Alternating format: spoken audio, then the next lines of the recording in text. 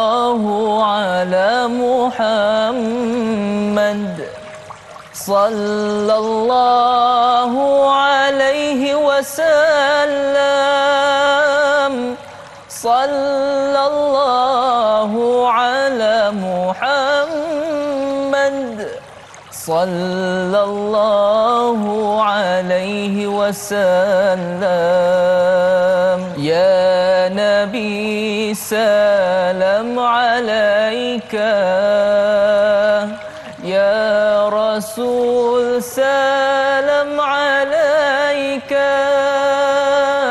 يا حبيب سلام عليك صلوات الله عليك صلى الله على محمد صلى الله عليه وسلم صلى الله على محمد صلى الله عليه وسلم أشرق البدر علينا فاختفت منه البدور مثل حسنك ما رأينا قد يا وجه السرور صلى الله على محمد صلى الله عليه وسلم صلى الله على محمد صلى الله عليه وسلم أنت شمس أنت بدر أنت نور فوق نوري أنت إكسير وغالي أنت مصباح الصدور صلى الله على محمد صلى الله عليه وسلم صلى الله على محمد صلى الله عليه وسلم يا حبيبي يا محمد يا عروس الخفقين يا مؤيد يا ممجد يا إمام القبلتين صلى الله على محمد صلى الله عليه وسلم صلى الله على محمد صلى الله عليه وسلم. Assalamualaikum warahmatullahi wabarakatuh. Alhamdulillahirabbil alamin wassalatu wassalamu ala rasulina wa habibina Muhammad wa ala alihi wa sahbihi ajma'in wa man tabi'ahum bi ihsanin ila yaumiddin, amma ba'. Apa khabar saudara penonton yang dirahmati Allah sekalian? Mudah-mudahan dalam keadaan sihat dan ceria. Pagi ini kita nak membicarakan tentang satu topik mudah-mudahan bermanfaat bersama dengan saya Da'i Hakim. Mohon izin untuk mengendalikan program Tanyalah Ustaz pada pagi ini. Baik, pada hari Jumaat 17 Ramadan tahun kedua Hijrah berlakunya perang pertama dalam Islam yang dikenali sebagai Perang Badar. Dan sudah pastilah bila mana Allah lakukan setiap perkara ada hikmah tersendiri. Kerana Allah sebut dalam Quran, Rabbana ma khalaqta hadza batila. Tiada yang sia-sia Allah jadikan, termasuklah peperangan Badar. Oleh itu pada pagi ini kita nak rungkaikan apakah iktibar, apakah pengajaran yang boleh kita ambil berdasarkan peperangan Badar yang sudah berlaku sebelum ini. Bersama dengan kita yang akan membicarakan topik pagi ini iaitu Prof Madya, Datuk Dr. Muhammad Farid Ravi Abdullah. Assalamualaikum Prof. Waalaikumsalam warahmatullahi wabarakatuh. Cantik baju hari ini. Berbunga-bunga. Berbunga-bunga. Berdaun-daun. Berdaun-daun. Baik. Terima kasih kepada Datuk yang sudi bersama dengan kita pagi ini, dan kepada seluruh keluarga besar Tanyalah Ustaz yang ada sebarang persoalan, ada sebarang kemusykilan, boleh sahaja buat panggilan ke 1800 881677 atau boleh juga ke ruangan Facebook kami Tanyalah Ustaz TV3, dan pastikan soalan berkaitan topik kita iaitu iktibar Perang Badar. Baik, untuk pendahuluan ini kita nak dengarkan dahulu syarah kepada topik kita. Kemudian kalau kita ada tak faham ataupun ada sebarang kemusykilan, kita ajukan soalan kepada Datuk, mudah-mudahan ada jawapan. Silakan Datuk. Okay, terima kasih. Assalamualaikum warahmatullahi wabarakatuh. Waalaikumsalam. Alhamdulillahi rabbil alamin, wassalatu wassalamu ala asyrafil anbiya'i wal mursalin Sayyidina Muhammad wa ala alihi wa sahbihi ajma'in. Subhanaka la ilma lana illa ma 'allamtana innaka antal alimul hakim. Allahumma zidna ilman wa fahma wa alhiqna bis salihin. Segala puji bagimu ya Allah, Tuhan yang menghidupkan kami setelah kami telah dimatikan untuk seketika.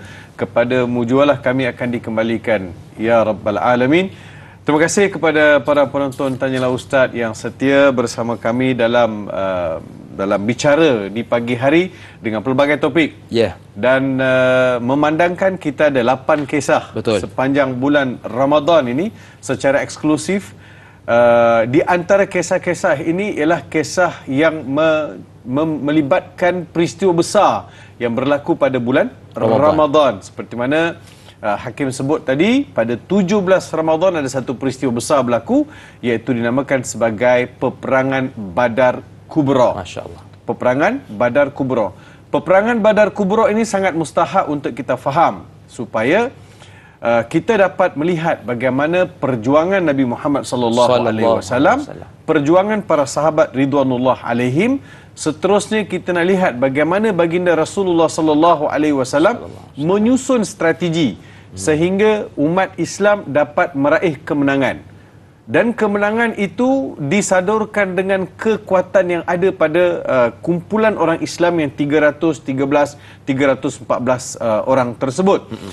Semua ini dirakamkan dalam Al-Quran. Masya Allah. Dirakamkan dalam Al-Quran sebagai satu sumber motivasi untuk orang Islam. Supaya orang Islam, bila mereka sedikit, mereka tak rasa kecewa melihat kepada orang yang lebih ramai. Dan kita kena ingat bahawa kekuatan kita ataupun kemenangan yang kita ingin raih, yang kita ingin capai, bukan terletak sepenuhnya pada diri kita. Setuju. Tetapi ianya datang dalam bentuk nusrah, bantuan daripada Allah Subhanahu wa taala. Tapi Allah Subhanahu wa taala tidak akan tolong begitu-begitu saja. Allah Subhanahu wa taala akan tolong apabila kumpulan tersebut ada ciri-ciri dia yang tersendiri, ada nilai-nilai yang tersendiri supaya kemenangan itu boleh berpihak kepada mereka. Pertama sekali mereka ada taat kepada Allah, yang keduanya mereka ada taat kepada Rasulullah sallallahu alaihi wasallam. Dan seterusnya dari hakim dan juga para penonton, peperangan Badar ini sangat penting untuk menjadi sumber motivasi kepada umat Islam. Umat Islam yang baru berhijrah ke Madinah, sebahagiannya daripada Mekah pergi ke Madinah, dan sebahagian orang Madinah baru masuk Islam. Yang ni sangat penting untuk menjadi sumber inspirasi dan juga kekuatan. Biar mereka rasa kuat, biar mereka rasa terbela. Satu. Yang keduanya, menjadi satu tamparan hebat kepada kaum musyrikin di Mekah yang sebelum-sebelum ini merasakan merekalah hebat, merekalah yang kuat, merekalah gagah, dan merekalah paling bangsawan dan tak ada kayangan. Betul. Merekalah paling kayangan, tak ada siapa boleh kalahkan mereka. Nah, sekarang peristiwa Badar mengajar mereka erti kekalahan. Ramai dan bongkak serta besar diri bukan menjadi indikator untuk mereka menang. Allah beri menang kepada 313 orang dan beri kalah kepada 1000 1,000 orang. Jadi pembesar-pembesar di negara lain, contohnya Rom, Parsi, semua ejek Mekah lah. Ya. Apa barang? Betul kan? Korang baru 3,000 orang pergi gaduh dengan Muhammad. Muhammad tak ada kuda 2 ekor je. Unta ada 70 ekor. Yang korang bawa kuda 70 ekor, unta 70 ekor dengan segala macam peralatan, dengan baju besi yang lengkap. Macam mana kau boleh kalah dengan Muhammad? Jadi ini yang menjadikan Mekah semakin rasa tertekan. Pressure kepada Abu Jahal, Abu Lahab dan semua abu-abu dekat Mekah. Semua rasa pressure kerana jatuhnya maruah mereka di hadapan persada antarabangsa. Orang besar-besar di luar negara semua sudah bercakap. Macam mana kau boleh kalah, menang dengan? Macam mana kau boleh kalah dengan Muhammad dan juga tentera-tenteranya? So itu mukaddimah motivasi yang perlu kita melihat ke peristiwa Badar. Ada sebab musabab berlaku peristiwa Badar dan kita akan perhalusi dari semasa ke semasa sepanjang hampir 2 jam ini. Ayo kita sama-sama lihat ayat Quran untuk kita teliti dan kita baca, mengambil iktibar daripada ayat tersebut. Okey? Okey, baik. Tadi Ustaz ada cerita tentang jumlah bilangan tentera Islam seramai 313 orang dan tentera musyrikin Mekah 1,000 orang, tapi dapat ditewaskan kerana apa? Ada 2 ciri. Yang pertama taat kepada Allah dan yang kedua taat kepada Rasulullah sallallahu alaihi wasallam. Baik, kita nak dengarkan ayat tunjang perbincangan kita pagi ini, iaitu surah Ali Imran ayat 123. Betul? Datuk? Betul. Silakan Datuk. أعوذ بالله من الشيطان الرجيم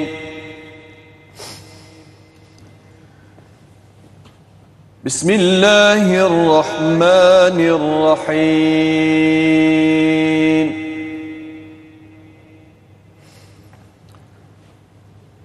ولقد نصركم الله ببدر وأنتم أذلة فاتقوا الله لعلكم تشكرون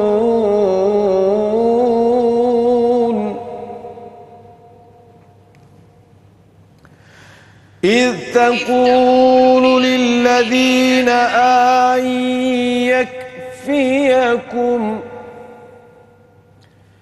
إذ تقول للمؤمنين ألن يكفيكم أن يمدكم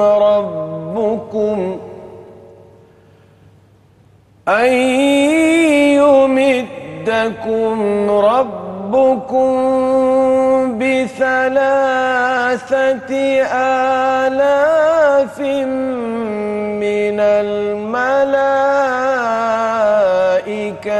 منزلين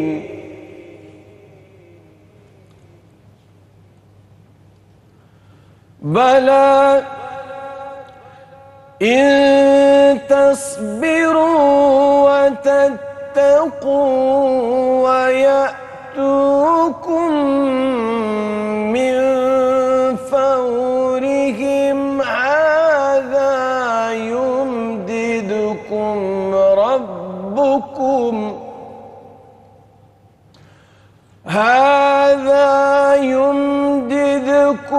ربكم ب5,000 من الملائكة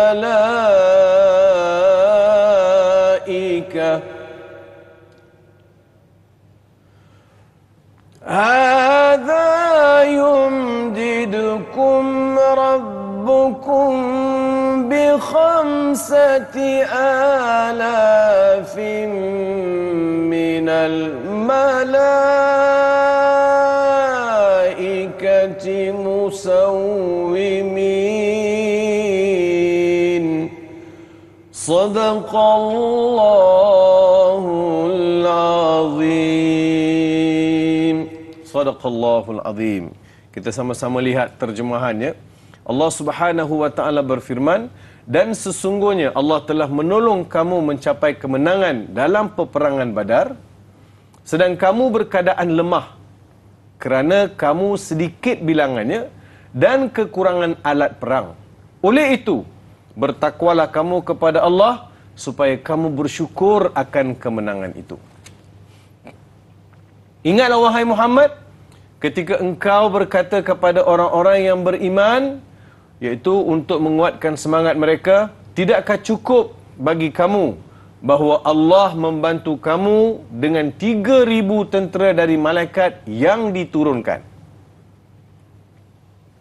Kemudian Allah berfirman lagi, bahkan mencukupi dalam pada itu, jika kamu bersabar dan bertakwa, dan mereka iaitu pihak musuh datang menyerang kamu dengan serta-merta, nescaya Allah membantu kamu dengan 5,000 malaikat yang bertanda masing-masing.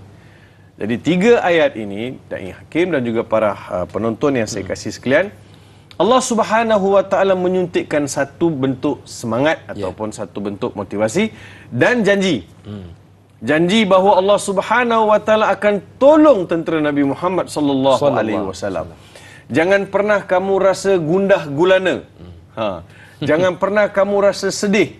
Jangan rasa kamu rasa down, kan? Down lah gundah. Down ataupun rasa apa? Takut. Tak boleh, susahlah dia 1,000 orang, kita baru 313 orang. Boleh ke jadi ke ni? Macam mana ni? Jadi semua ini ada perasaan ni semua ada. Yalah Kim, macam mana ni? Kan dengan bezanya jauh Ustaz. Beza jauh. Satu. Keduanya, ayo kita lihat benda yang paling mustahak bahawa peperangan ini adakah dirancang oleh Nabi Muhammad sallallahu alaihi wasallam? Nabi Muhammad sallallahu alaihi wasallam tidak pun merancang peperangan ini. Nabi Muhammad sallallahu alaihi wasallam keluar bersama sahabat untuk merampas, erti katanya untuk merampas atau untuk menahan kafilah yang dibawa oleh Abu Sufyan yang pergi berdagang ke Syam. Pergi berdagang ke Syam. Syam ni Syria lah. Syria termasuklah kawasan-kawasan tu. Kawasan tu memang diorang akan pergi. Selalu ada hubungan perniagaan antara Mekah dan juga bumi Syam. Bila Nabi Muhammad sallallahu alaihi wasallam tahu Abu Sufyan dah pergi membeli barang dagangan dan untuk masa balik nanti Nabi Muhammad cadang untuk tahan. Mungkin ada yang tanya, Ustaz, orang pergi berniaga tiba-tiba kita tahan ni apa pasal? Kan? Sebenarnya kebanyakan barang-barang dagangan ataupun harta yang dibawa oleh Abu Sufyan sebagai harta untuk membeli barang dagangan daripada Syam adalah sebahagiannya harta yang telah dirampas oleh kaum Quraisy di Mekah. Termasuklah Abu Sufyan yang merampas, menjual, menggadai semua barang-barang orang Islam yang telah berhijrah ke Madinah. Ambil barang-barang mereka di Mekah tu. Jadi rumah mereka, harta benda yang mereka tinggalkan semua digadai, ambil. Jadi Nabi Muhammad sallallahu alaihi wasallam tahu bahawa yang Abu Sufyan ini sebahagian harta mereka, harta sahabat-sahabat ni yang dijadikan sebagai barang dagangan, maka Nabi kata kita tahanlah, ambil balik hak kita. Apa salahnya? Betul. Sebab barang kita dirampas, kita nak ambil balik. Itu yang Nabi keluar. Bila Nabi keluar, Abu Sufyan keluar dengan 30 ke 40 orang yang kawal kafilah dia tu. Cumanya Hakim, bila berita ini sampai kepada Abu Sufyan mengantar perutusan ke Mekah mengatakan bahawa Muhammad telah keluar untuk merampas harta dagangan. Dan Muhammad telah bersiap untuk serang kafilah kita ni. Untuk serang kafilah kita. Maka pada masa itulah Mekah pun jadi gempar, mereka pun menyusun strategi untuk serang Nabi Muhammad sallallahu alaihi wasallam. Hanya berita daripada Abu Sufyan tadi. Abu Sufyan. Tapi ada perkara yang sangat mustahak, iaitu mengenai satu peristiwa yang berlaku di Mekah, iaitu Atikah. Saya nak sebut juga berita ni nanti sebentar lagi. Ingatkan saya, Kim. Sebab dalam buku-buku sejarah jarang cerita mengenai Atikah ni. Baik. Okey Ustaz, kita nak dengarkan cerita tersebut. Akan tetapi kita nak beristighfar seketika. Jangan ke mana-mana, teruskan bersama dengan kami dalam Tanyalah Ustaz. Biar tahu, jangan keliru.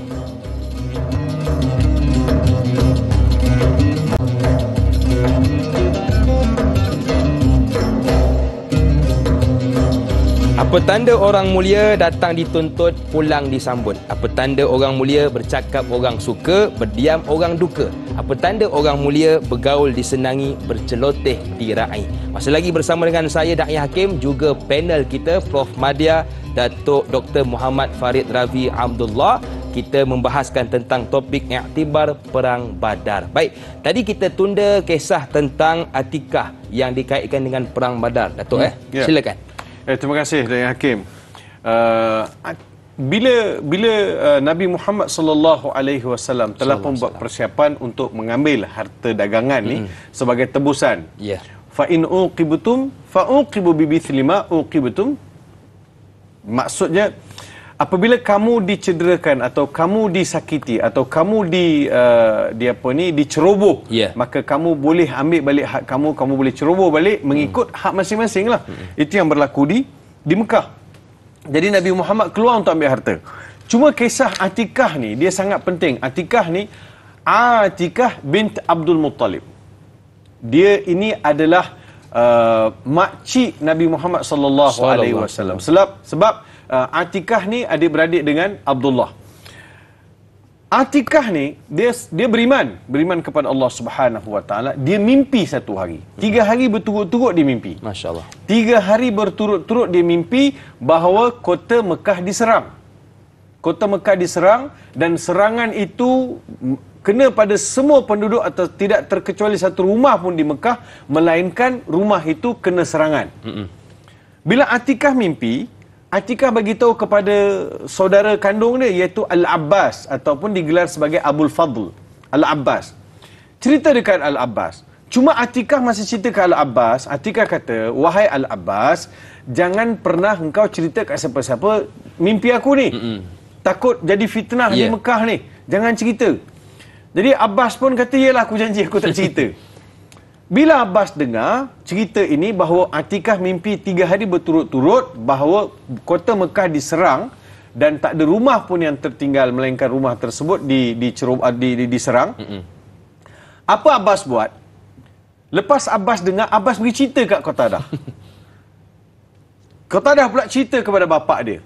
Jadi lama-kelamaan dalam beberapa hari cerita mimpi Atikah telah tersebar di kota Mekah. Kota Mekah. Saya nak sebutkan relate mimpi Atikah dengan apa yang berlaku di Badar. Bila tersebar, sampailah dekat Abu Jahal. Orang yang tak sepatutnya sampai kepada cerita ni. Sampai ke Abu Jahal. Bila sampai dekat Abu Jahal pun nak tahulah daripada Al-Abbas ni apa benda yang dimimpi. Kebetulan kebetulan Al-Abbas dan juga Abu Jahal turun bertawaf.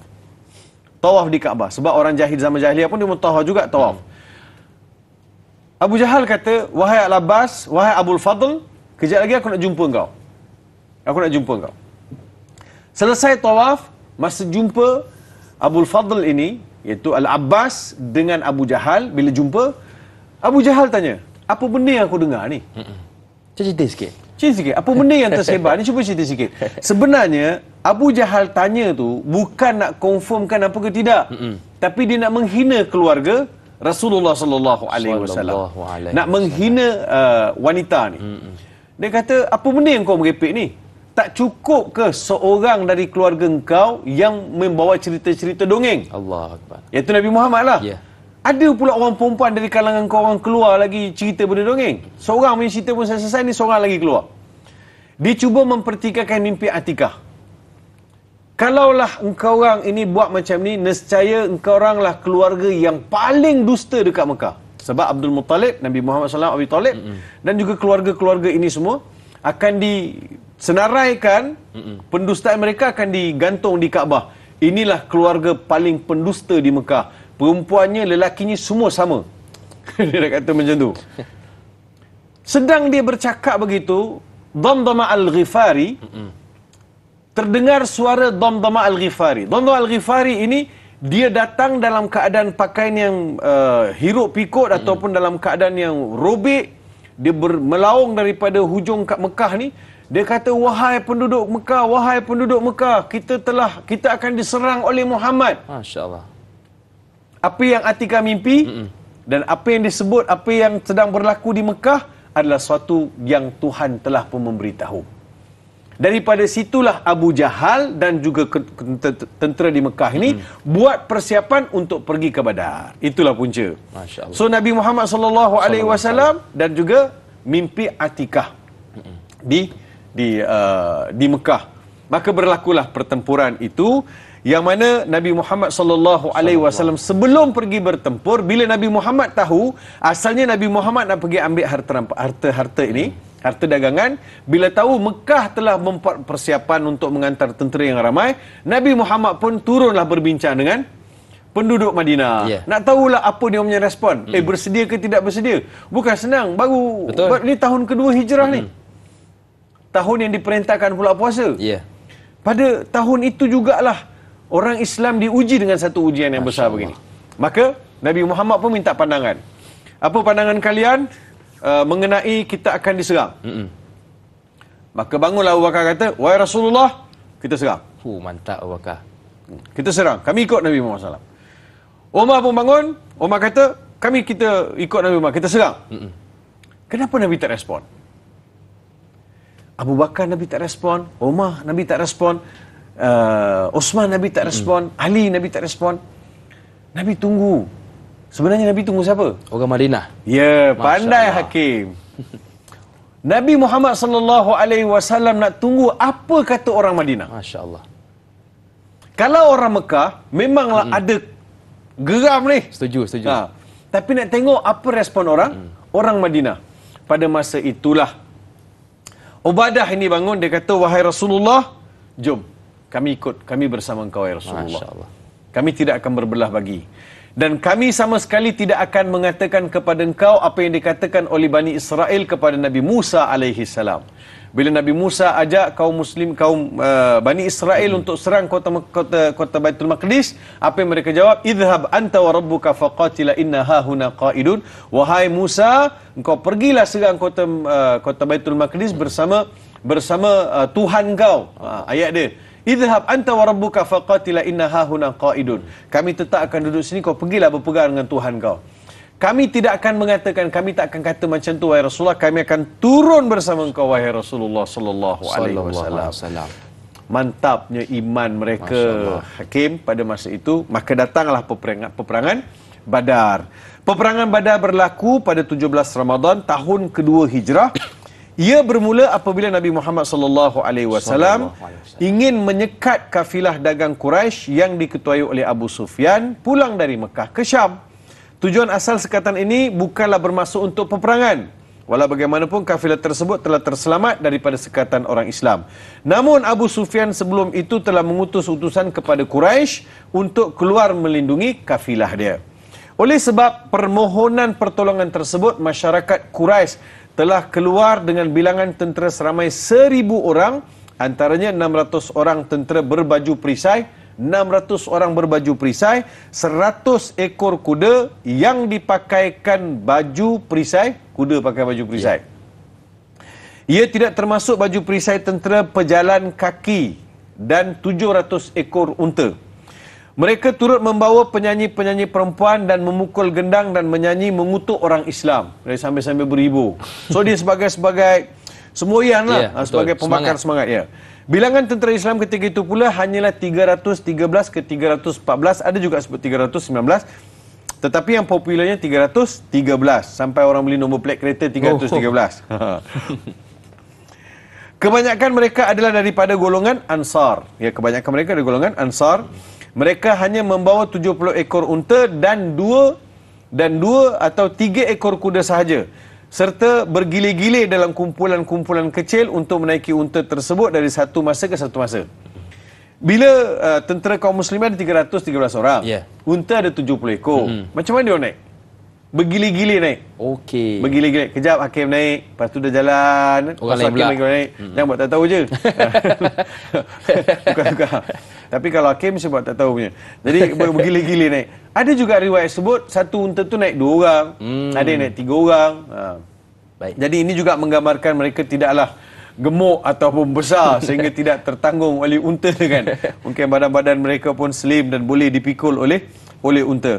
Sebelum Nabi Muhammad sallallahu alaihi wasallam memasuki pertempuran, baginda sallallahu alaihi wasallam mengambil pandangan para sahabatnya, ya, khususnya kaum Ansar berkaitan keterlibatan mereka di dalam peperangan Badar ini.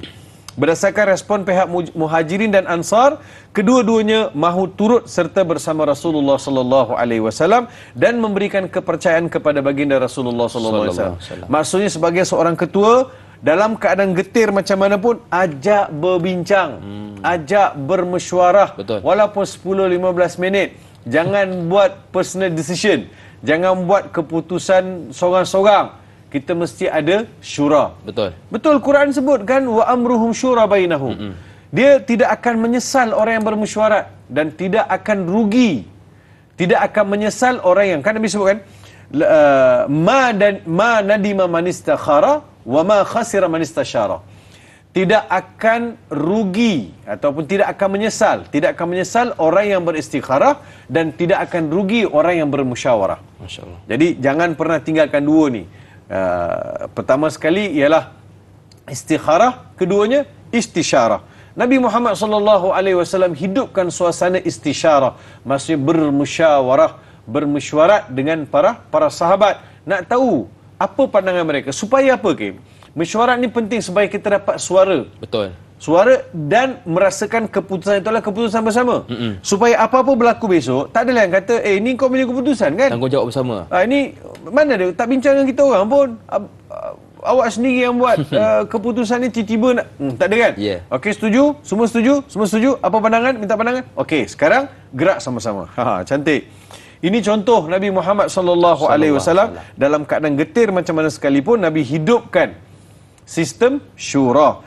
Kemudian Rasulullah sallallahu alaihi wasallam berjalan sehingga sampai ke perigi Badar yang paling hampir, lalu baginda berhenti di situ. Di Badar ini ada lembah rendah, ada perigi. Nabi berhenti di situ. Lantas Al-Hubab bin Munzir bertanya, "Wahai Rasulullah, adakah tempat ini ditetapkan oleh Allah Subhanahu wa taala kepada kamu di mana kamu tidak boleh terkedepan maupun terkebelakang?" Nak ke depan tak boleh, ke belakang tak boleh. Adakah ini tempat yang memang Allah wahyukan untuk berhenti sini, atau ia merupakan buah fikiran strategi perang dan tipu hela Nabi sallallahu alaihi wasallam? Rasulullah menjawab, bahkan ia berdasarkan buah fikiran strategi perang dan tipu hela. Maka Hubab Munzir mencadangkan kepada baginda agar berpindah ke tempat yang lain yang lebih strategik dan membolehkan orang Islam menyekat air Badar sampai kepada orang musyrik. Seterusnya Sa'ad bin Mu'adh, iaitu ketua Ansar. Sa'ad bin Mu'adh, nama besar ni. Masya-Allah. Sa'ad bin Mu'adh. Ada sepotong hadis Nabi sallallahu alaihi wasallam sebut, tazza arsyur rahmani bi mauti Sa'ad. Masya-Allah. Bergegarnya arasy Tuhan dengan kematian Sa'ad. Masya-Allah. Oh, hebat pemuda ni. Dia masuk Islam tak lama pun, tapi dia punya kejituan iman yang tidak berbelah bagi. Dan terusnya Sa'ad bin Mu'adh mencadangkan agar dibina sebuah kemah untuk Rasulullah sallallahu alaihi wasallam untuk baginda berteduh di situ. Sekiranya Allah memuliakan mereka dengan kemenangan, itulah yang mereka sukai. Jika tewas, baginda boleh menaiki tunggangannya dan kembali menyertai orang Islam di Madinah. Cuma Kim, bila Hubab bertanya kepada Nabi Muhammad sallallahu alaihi wasallam perihal bila Nabi berhenti kan dekat perigi tu, Al-Hubab tanya, "Wahai Rasulullah, ini wahyu Tuhan ke suruh berhenti kat sini atau pandangan Tuhan?" Ya. Ini pandangan aku. Kalau Rasulullah di sini tak boleh ke depan, tak boleh ke belakang. Jadi saya mencadangkan supaya Rasulullah berpindah ke kawasan lain lagi. Jadi ini pandangan yang diberi oleh Al-Hubab. Jadi sebagai seorang pemimpin, mesti ada pandangan-pandangan daripada rakyat, pandangan-pandangan daripada daripada ketua-ketua kabilah ataupun kawan-kawan kita lah. Nanti saya cerita. Jadi Datuk, saya berpandangan, pandai-pandai nak bagi pandangan. Kan? Ingat dengan depan siapa yang awak cakap ni? Tak ada, Nabi Muhammad. Oh ya, baik. Masya-Allah. Nabi terima pandangan Al-Hubab. Masya-Allah. Ini jiwa besar Nabi Muhammad sallallahu alaihi wasallam dan meraihkan, dan Nabi sallallahu alaihi wasallam meletakkan bahawa bukan semua benda dan baginda tahu. Baginda juga meletakkan kepercayaan kepada sahabat-sahabat yang lain. Kemudian Nabi Muhammad sallallahu alaihi wasallam sebelum memulakan peperangan, baginda Rasulullah meluruskan barisan orang Islam. Itu yang saffan, saffa tu kan.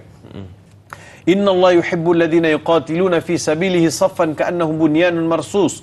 Allah Subhanahu wa taala suka orang Islam bila berada di medan pertempuran, mereka buat saf-saf yang lurus berdiri di hadapan Nabi sallallahu alaihi wasallam.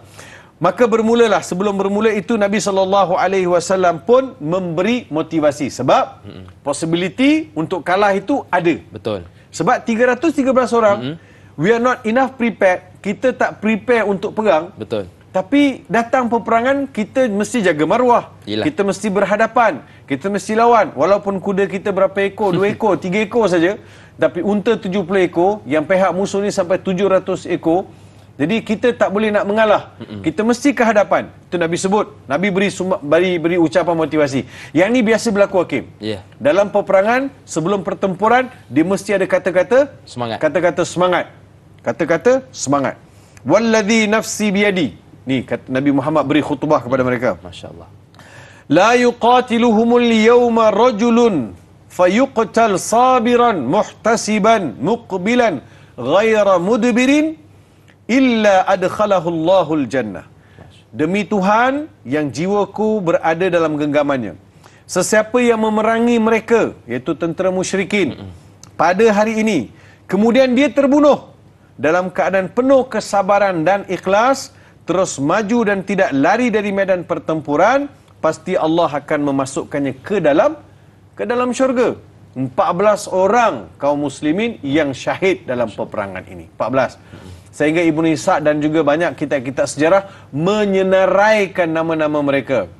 Kan ada orang baca baca salatullahi salamullah ala taha rasulillah, salatullahi salamullah ala yasin habibillah, salatullahi salamullah ala taha rasulillah, dijun bi ahlil badri ya Allah. Ada kan?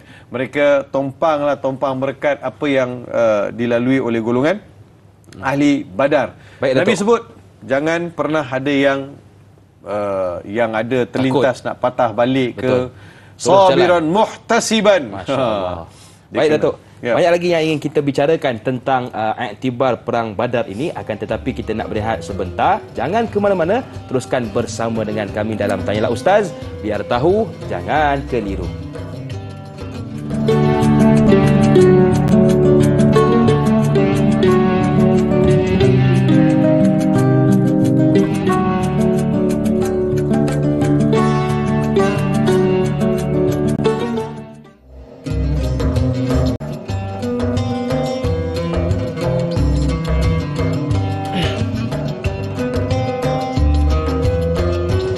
Sampai juga bulan Ramadan, bulan penuh do and don't. Teruskan puasa, jangan down. Banyak pahala dalam akaun. Terima kasih kepada anda yang masih lagi sudi bersama dengan kami dalam Tanyalah Ustaz, biar tahu jangan keliru. Buat anda yang mungkin baru bersama dengan kami, kita sedang membicarakan topik iktibar perang Badar bersama dengan guru kita yang mulia, Prof. Madya Datuk Dr. Muhammad Farid Ravi Abdullah. Jadi kepada anda yang ada sebarang persoalan, boleh sahaja buat panggilan ke 1800 88 1677 atau boleh juga ke ruangan Facebook kami Tanyalah Ustaz TV3. Baik, kita nak menyambung kembali perbahasan kita berkenaan perang Badar. Silakan Datuk. Okey, terima kasih Hakim dan kepada para penonton yang saya kasih sekalian. Di dalam ayat yang kita baca 1, 2, 3, 1, 2, 4, 1, 2, 5 daripada surah Ali Imran, Allah Subhanahu wa taala jelas beritahu laqad nasarakumullahu bi badri wa antum adillah. Dikala kamu rasa kamu sedikit, kamu tak ada kekuatan, cuma Allah beritahu kepada mereka bekalan yang paling mustahak dalam peperangan, fattaqullaha la'allakum tashkurun. Takut kepada Allah, bertakwa kepada Allah, letakkan pergantungan yang mutlak kepada Allah, dan kamu akan lihat natijahnya bagaimana Allah beri kemenangan kepada kaum muslimin. Tashkurun, kelak kamu akan bersyukur, berterima kasih kepada Allah Subhanahu wa taala atas bantuan tersebut. Ini sangat mustahak untuk kita faham. Apa saja kita buat dalam kehidupan ini, kalau tidak ada kebergantungan kita, nusrah daripada Allah Subhanahu Wa Taala, semua akan jadi sia-sia. Kita jangan merasakan bahawa sayalah perancang paling hebat, sayalah think tank dan sayalah segala-galanya. We are nothing in front of Allah Subhanahu Wa Taala dengan izin. Kita ni tak ada apa-apa depan Allah. Kita boleh buat macam-macam perancangan. Kapal layar yang cerita Titanic. Engineer buat, memang dia kata tak akan berlaku apa-apa. Rebah juga, karam juga. Jadi berapa ramai yang buat? Dulu orang buat Concorde, kapal terbang Concorde jet. Apa jadi? Tutup juga. Jadi manusia ni jangan pernah merasakan dialah hebat segala-galanya. Dia mesti tahu bahawa dia ada Tuhan. Kita hanya merancang, yang memberi keputusan Allah Subhanahu Wa Taala. Dalam perancangan-perancangan itu jangan pernah ada perancangan untuk menganiaya orang, merosakkan suasana, ataupun membuat sesuatu perkara yang mendatangkan kemurkaan Allah. Selagi mana perkara itu betul, jangan pernah takut. Jadi ada alaqah matinah dipanggil. Kalau Said Qutb sebut, tentera Badar ini, mereka ada satu kekuatan yang macam terjalin kuat daripada bumi ke langit. Masya Allah. Sebab itu, dalam peristiwa ini, kita akan lihat bagaimana Allah mengutus malaikat. Kan dalam ayat tu kita baca tadi, kita baca, itaqulu lil mu'minina alayakfiyakum rabbukum alayakfiyakum ayyumiddakum rabbukum bi 3,000 minal malaikati munzilin. Jadi Allah janji Allah akan turunkan 3,000 malaikat. Kalau pihak musuh ada 1,000, Muhammad, aku hantar untuk engkau 3,000 malaikat. 3 kali ganda. 3 kali ganda. Tak cukup, 5,000 malaikat. Masya Allah.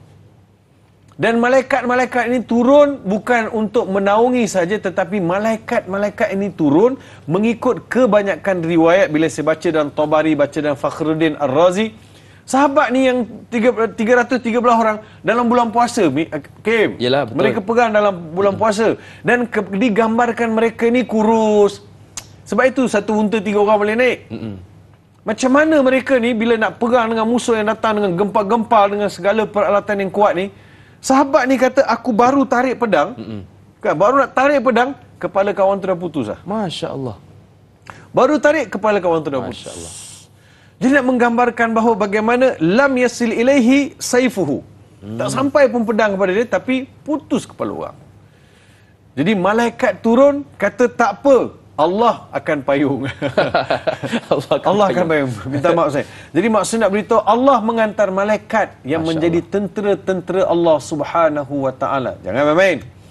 Jangan main-main. Tentera Allah Subhanahu Wa Taala yang tidak dapat dilihat oleh mata kasar manusia ni lagi banyak daripada manusia.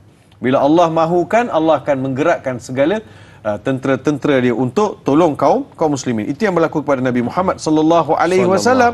Kemudian Allah Subhanahu Wa Taala beritahu, bala in tasbiru wa tattaqu wa ya'tukum min fawrihim hadza yumdidukum. Min fawrihim maksudnya akan datang segera para malaikat serta-merta, serta-merta malaikat datang untuk membantu kaum muslimin. Itulah yang berlaku di pedang di dalam peperangan Badar. Ada 2 perkara lagi yang saya akan ulas juga bila sempat nanti, iaitu 2 perkara berlaku ke atas kaum muslimin. Pertama sekali, nu'as maksudnya mengantuk yang sangat-sangat. Keduanya hujan turun. Dalam surah Al-Anfal ayat 9 Allah berfirman, "Idz tastaghithuna rabbakum fastajaba lakum anni mumiddukum bi alfin minal malaikati murdifin." Kemudian dalam ayat yang ke-11 Allah beritahu, "Idz yughashshikumun nu'asa amanatan minhu wa yunazzilu 'alaikum minas sama'i ma'an litahhirakum bih wa yudhhiba 'ankum rijsas syaitan wa liyarbita 'ala qulubikum wa yuthabbita bihi al-aqdam." Pertama sekali, Allah masih lagi bawa janji malaikat akan turun. Keduanya, Allah Subhanahu Wa Taala janji akan mereka dapat mengantuk yang dahsyat. Keduanya, mereka akan dihujani dengan air hujan. Masya Allah. Mereka akan basah dengan hujan. 2 perkara berlaku. Ulama bincang. Malaikat tak apalah, kita dah bincang tadi. Malaikat memang Allah Subhanahu Wa Taala janji nak turunkan. Yang kedua ni, mengantuk dan juga hujan. Kim, Apa kaitan dia? apa kaitan dia? Kita nak pergi perang ni, Kim. Musuh dah 1000 orang kat depan tu. Tidur apa? Betul tak? Betul. Besok nak exam ni, ada orang tidur tak? Tak. Kalau besok nak exam, Pulun, mesti Ustaz. gundah gulana. Betul, setuju. Kita tak boleh tidur, kanan, baring, kanan, kiri. Tapi kaum muslimin tidur lena. Tenang. Tenang tidur. Allah kata, jangan, don't worry. Don't worry. Pergilah tidur, rehat dulu. Cukup rehat. Kemudian turun pula hujan. Masya Allah. Turun hujan ni untuk menyucikan diri mereka. Jadi ada banyak pendapat untuk bila turun hujan ni membersihkan diri. Ada juga pendapat sebut bila hujan turun, tanah itu tidak lagi berdebu. Tanah itu jadi keras, Yeah. jadi senang kuda nak jalan, orang nak jalan. Masya Jadi Allah. dia nampak apa mantap lah. Tak adalah tenggelam-tenggelam. Jadi bila hujan turun, air mendap dan jadi cantik. Jadi ini juga Allah Subhanahu Wa Taala tolong. Cuba Hakim tengok. Ya. Apa yang Allah tak tolong? Bila Allah mahukan kemenangan, bila Allah mahukan kebaikan, Allah hantar hujan, Allah hantar mengantuk, Allah hantar malaikat.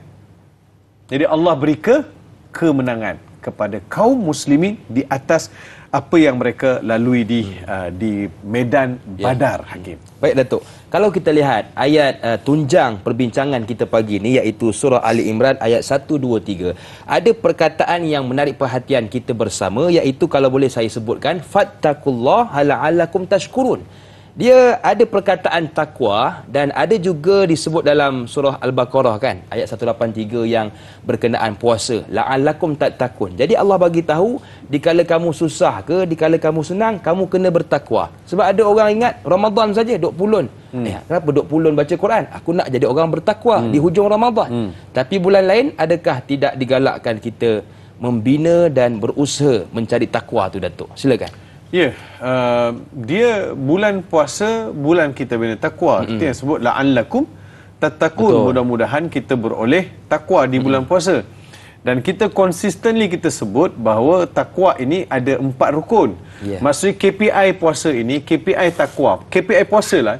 KPI puasa kita kata ada 4. Key Performance Indicator puasa. Pertama sekali untuk membangkitkan lagi atau untuk menyuburkan lagi serta menguatkan lagi hubungan kita dengan Allah supaya kita rasa ada takut pada Tuhan sebab hidup kita, mati kita, makan, minum, segala-galanya Tuhan yang tentukan. Jadi ada takut kita pada Allah. Yeah. Takut yang mendekat bukan takut yang menjauh. Takut yang menjadikan kita lebih sayang kepada Allah Subhanahu Wa Taala.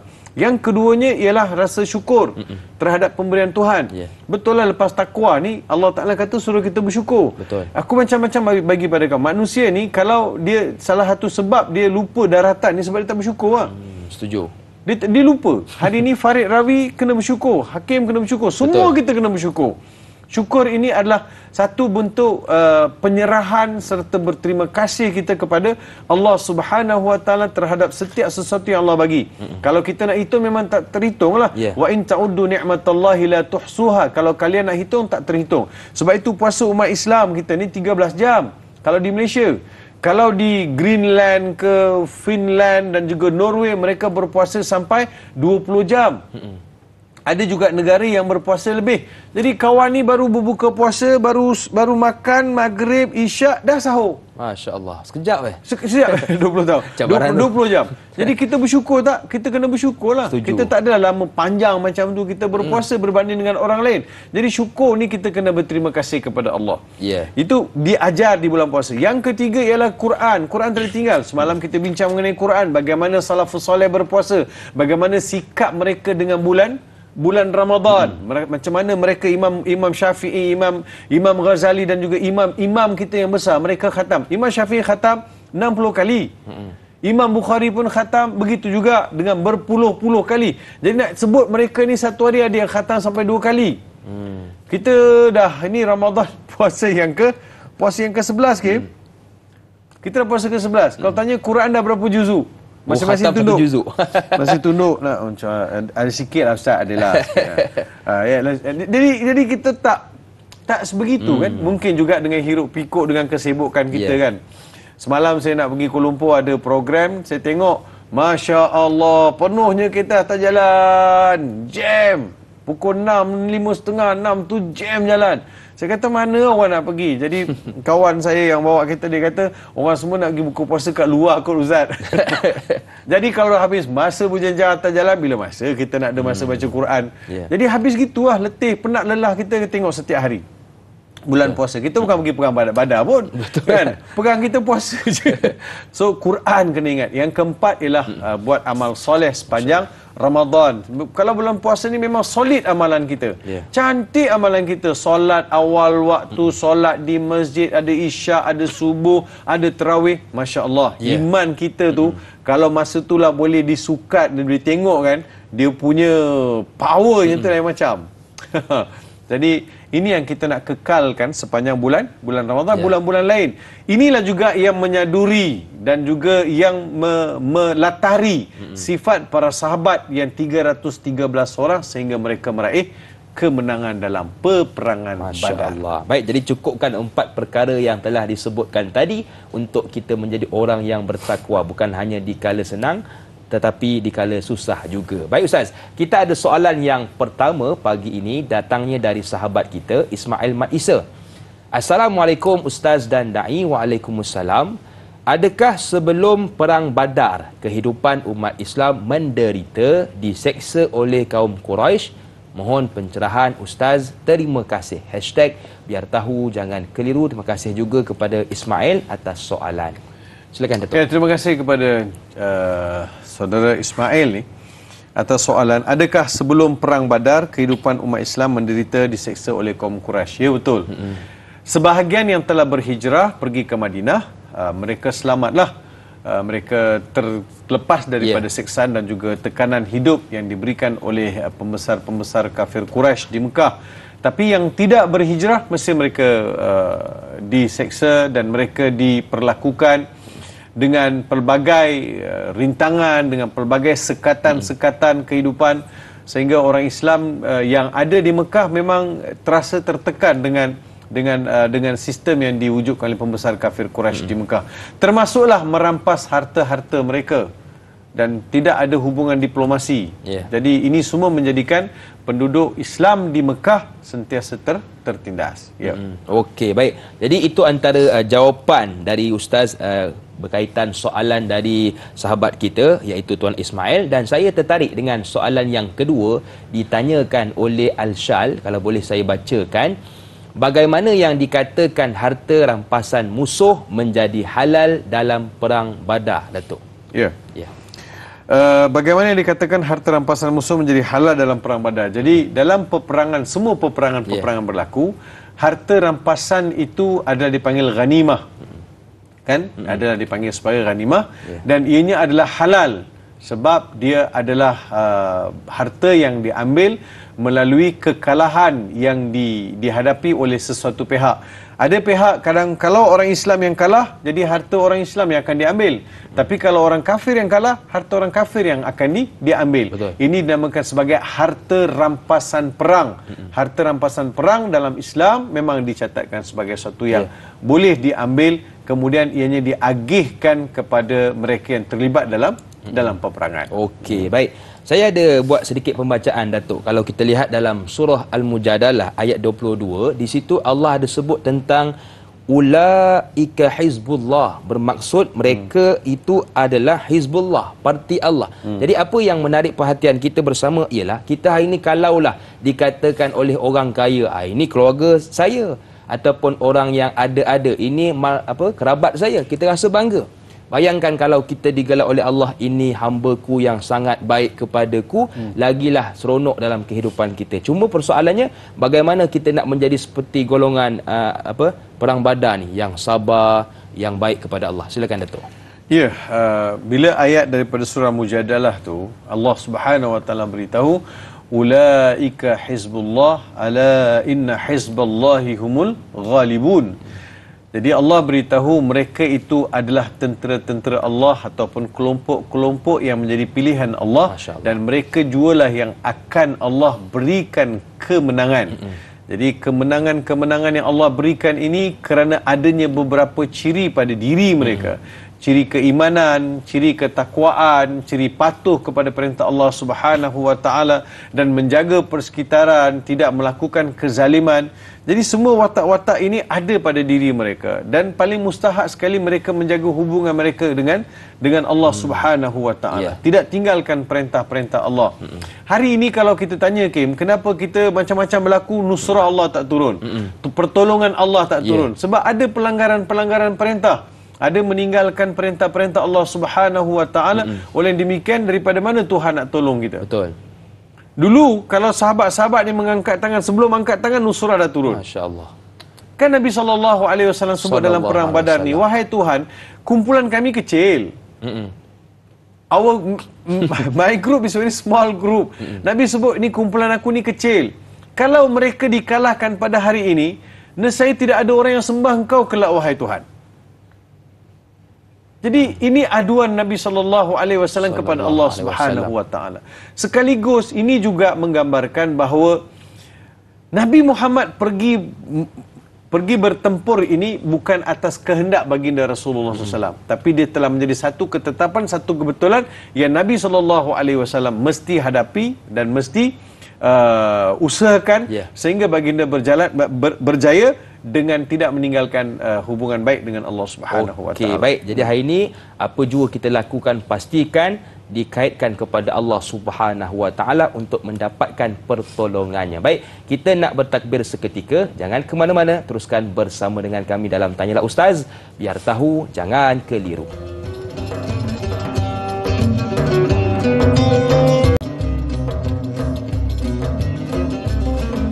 Main lato-lato jangan beria, jangan sampai pecah kepala. Bulan Ramadan, bulan mulia, amalan sedikit, pahala berganda. Masih lagi bersama dengan saya, Da'i Hakim, juga guru kita yang mulia, Prof. Madya Datuk Dr. Muhammad Farid Ravi Abdullah, membicarakan berkaitan topik iktibar Perang Badar. Baik, kita nak terus meraihkan soalan seterusnya, datang dari Rahimah Saud. Assalamualaikum Doktor dan Da'i. Waalaikumsalam. Perang Badar berlaku dalam bulan Ramadan. Anggota Islam yang terlibat hanya 1/3 daripada anggota kafir. Namun apakah beza keutuhan iman mereka berbanding Bani Israel yang menyuruh Nabi Musa pergi bersama Tuhannya untuk berperang? Yang kedua, bagaimanakah akhlak para sahabat Rasulullah dalam menyambut seruan untuk ke Badar, sedangkan senjata Muslim sendiri tidak selengkap senjata musuh? Terima kasih Doktor dan Da'i. Terima kasih juga kepada Rahimah atas soalan. Terima kasih kepada Puan Rahimah Saud atas soalan tadi. Perang Badar berlaku pada bulan Ramadan. Anggota Islam yang terlibat hanyalah 1/3 daripada anggota. Yang musuh tadi itu ada 1,000 orang, kita hanya ada 313 orang. Namun apakah beza keuntungan iman yang mereka ada berbanding dengan Bani Israel? Of course lah, kita kata ini asuhan air tangan Nabi SAW. Ini bukan sembarangan ni. Nabi Muhammad SAW mengasuh mereka erti keutuhan jiwa dan juga menjadikan mereka ni keutuhan jiwa, keimanan dan ketakwaan kepada Allah Subhanahu wa taala. Oleh sebab itu, kita melihat dalam peperangan ini Nabi minta pandangan para sahabat dan juga ambil pandangan-pandangan sahabat ini untuk dijadikan sebagai satu keputusan kolektif dalam buat keputusan dalam peperangan ini. Bila Nabi Muhammad SAW nak ajak mereka berperang, kan ada sahabat Ubadah ni dari kalangan Ansar, dia kata, wahai Rasulullah, kalau engkau ajak kami berperang, kami akan turut bersama dengan kau. Kalau kita nak perang, ayo kita sama-sama bertempur, wahai Rasulullah. Kami tidak akan katakan apa yang dikatakan oleh Bani Israel kepada Nabi Musa. Seperti mana kita jelaskan tadi. Kan Bani Israel dan Nabi Musa ajak Bani Israel untuk berpegang, serang kaum Jabbarin di Baitul Maqdis, kaum yang gagah perkasa dalam Baitul Maqdis. Apa Bani Israel jawab? Idhab anta wa rabbuka faqatila inna hahuna qa'idun. Pergilah Musa kau dengan Tuhan kau, pergilah perang, kami nak duduk sini saja. Kami nak duduk sini saja, kau pergilah perang. Wahai Muhammad, kami takkan jawab macam mana Bani Israel jawab kepada Nabi Musa. Kami akan jawab, hayya ya Muhammad nuqatil ma'an, ataupun kita akan perang sama-sama. Kita akan perang sama-sama. Ini kejituan iman dan juga kebersamaan mereka dengan Nabi Muhammad sallallahu alaihi wasallam. Itu yang pertama. Dan akhlak yang ada pada para sahabat ridwanullah alaihim bila Nabi Muhammad mengajak mereka pergi ke medan pertempuran. Sebab itu Nabi sallallahu alaihi wasallam ataupun mana-mana ayat Quran tidak mencela mana-mana sahabat yang tak pergi perang dalam perang Badar. Sedangkan ramai di Madinah ni. Kenapa 313 orang sahaja? Sebab tujuan mereka keluar ni bukan untuk pergi perang, untuk ambil harta dagangan dibawa oleh Abu Sufyan. Kalau dalam peperangan-peperangan lain ada aitab, ada teguran, ada macam Allah tak suka orang yang tinggalkan Nabi Muhammad bersedia dalam medan perang. Kenapa kamu tak pergi? Kan ada ayat salah satu ladina khulifu an Rasulillah sallallahu alaihi wasallam, ada beberapa orang yang tidak ikut Nabi sallallahu alaihi wasallam berperang. Tapi dalam peristiwa Badar, siapa-siapa yang tak pergi, ayat Quran tak tegur mereka, ayat Quran tak tidak mengancam mereka. Begitu juga Nabi Muhammad pun tidak mengancam mereka. Sebab peperangan ini bukanlah satu peperangan yang dirancang daripada awal seperti mana peperangan Uhud. Peperangan Uhud memang daripada awal lagi cerita perang. Yang ni daripada awal cerita nak ambil harta. Masya-Allah. Nak tahan harta yang dibawa oleh Abu Sufyan. Jadi kita melihat sahabat-sahabat ini tidak gundah gulana, sahabat-sahabat ini tidak rasa gentar sebab mereka yakin. Sebab Nabi Muhammad sallallahu alaihi wasallam telah memberitahu bahawa Nabi mengangkat tangan, Nabi berdoa sampai Abu Bakar tegur. Ada beberapa riwayat dalam hal ini, bila Nabi sallallahu alaihi wasallam mengangkat tangan berdoa, wahai Tuhan, kau berilah kemenangan. Kau janganlah berikan kekalahan, beri kemenangan. Sekiranya kumpulan ini kalau wahai Tuhan, tidak ada orang yang akan menyembah kau. Masa Nabi angkat tangan berdoa tu, ridak Nabi jatuh. Selempang Nabi SAW jatuh. Bila jatuh, Abu Bakar yang duduk di belakang Nabi ni tolong ambil letakkan balik. Tapi Nabi tetap berdoa. Ada yang menyebut bahawa Nabi berdoa. Ada yang ada riwayat sebut Nabi doa dalam sujud. Masya-Allah. Ulang-ulang Nabi sebut dalam sujud. Ulang-ulang Nabi sebut dalam sujud. Berilah kami kemenangan. Berilah kami kemenangan wahai Tuhan. Berilah kami kemenangan. Abu Bakar kata, sudahlah tu wahai Rasulullah. Sudahlah tu wahai Rasulullah. Allah tidak akan membiarkan kita. Allah mesti akan beri kita kemenangan. So ini akhlak. Ini akhlak dari kalangan para sahabat. Tak ada pula yang kata, Rasulullah dah fikir masak-masak belum? Kan dah fikir masak-masak belum? Ini agak-agak lah, ni macam mana ni? Tak ada. Tidak ada seorang pun yang menyatakan kegusaran ataupun tidak ada seorang pun yang menyatakan bahawa mereka ada kerisauan kalaulah mereka tak menang. Nabi kata tak apa, tak menang pun tak apa, asalkan kau sabar berjuang dalam medan perang ni. Apa saja berlaku, kita hadapi. Allah hantar malaikat. Kalau kita betul, Allah akan hantar malaikat. Allah akan hantar, Allah akan mudahkan segala sesuatu yang ada di keliling kita menjadi makhluk yang akan bantu kita mencapai sesuatu natijah yang sangat baik. Mulialah. Ya, baik. Tadi kita ada sebutkan tentang dalam peperangan Badar diturutkan serta dari pihak malaikat ataupun golongan malaikat. Tapi jangan dilupa, sebenarnya ada peranan yang besar juga di sebalik itu, iaitu peranan orang perempuan. Seperti yang ditanyakan soalan oleh sahabat kita, Kak Ju Zabidi. Assalamualaikum Ustaz dan Da'i. Waalaikumsalam. Apakah peranan wanita dalam peperangan Badar yang disertai oleh Rasulullah sallallahu alaihi wasallam dan para sahabat? Kerana wanita juga dilihat sebagai golongan yang berperanan penting dalam medan peperangan. Mohon pencerahan Ustaz. #biar tahu jangan keliru. Terima kasih kepada Kak Ju atas soalan. Ya, terima kasih kepada Kak Ju atas soalan. Dia perempuan ini sentiasa ada dalam medan-medan pertempuran. Dalam medan-medan pertempuran ini, wanita ini mereka akan menjadi perawat ataupun mumarridat. Mereka menjadi perawat bagi pejuang-pejuang Islam yang cedera. Dia ada waktu break time kan, waktu rehat. Dia katakan dia perang mula pukul 10 pagi, pukul 12 rehat kejap. Masa itulah mereka masing-masing akan pergi ambil orang yang tercedera, orang yang syahid untuk disama. Yang kalau syahid tu untuk ditanam, manakala yang cedera itu untuk dirawat. Jadi wanita lah yang memainkan peranan untuk merawat pesakit-pesakit yang dalam pertempuran ini. Tapi dalam Badar ini saya tak nampak pun ada orang perempuan, sebab 300 orang ni keluar untuk ambil harta dagangan. Ini berbeza dengan peperangan Uhud. Jadi mereka tapi secara umumnya wanita terlibat. Secara umumnya, contohnya Nusaibah. Nusaibah seorang wanita di zaman Nabi SAW peperangan Uhud. Ni kalau cerita perang Uhud pula lah. Dia datang turun daripada medan tempat dia jaga. Di Nusaibah ni, bila didengar Nabi Muhammad syahid, Nabi Muhammad terbunuh dalam peperangan Uhud, sedangkan dia berada di belakang bukit. Bila dengar fa inna Muhammad qad qutil, Muhammad qad qutil, Rasulullah qad qutil. Jadi benda tu jadi syair, jadi satu yang digembar-gemburkan, sedangkan Nabi Muhammad sihat lagi, duduk berjuang. Sebab Nabi Muhammad cedera itu saja. Jadi tersebar macam Nabi dah syahid. Ditinggalkan pesakit-pesakit di belakang bukit tu, dia berlari ke depan cari mana Muhammad. Masya-Allah. Sebab itu Rasulullah kata, di mana saja aku toleh, aku lihat Nusaibah. Masya-Allah. Ke kanan Nusaibah, ke kiri Nusaibah, ke depan Nusaibah. Jadi dia duduk kawal Nabi Muhammad. Boleh bayang tak seorang perempuan turun sampai begitu berani untuk mempertahankan Nabi Muhammad sallallahu alaihi wasallam. Jadi itu juga salah sebagai peranan mereka, dan mereka akan sediakan makanan. Masya-Allah. Jadi sebahagian mereka akan bawa dia berbeza dengan tentera Badar yang datang daripada kafir Quraisy. Mereka bawa wanita untuk berjoget-joget, untuk suka-suka, untuk hibur.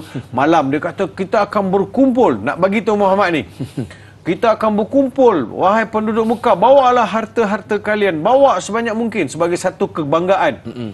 Dan bawa arak, bawa unta, kan? Sembelih unta, berkenduri kendaga, berpesta mereka malam tu.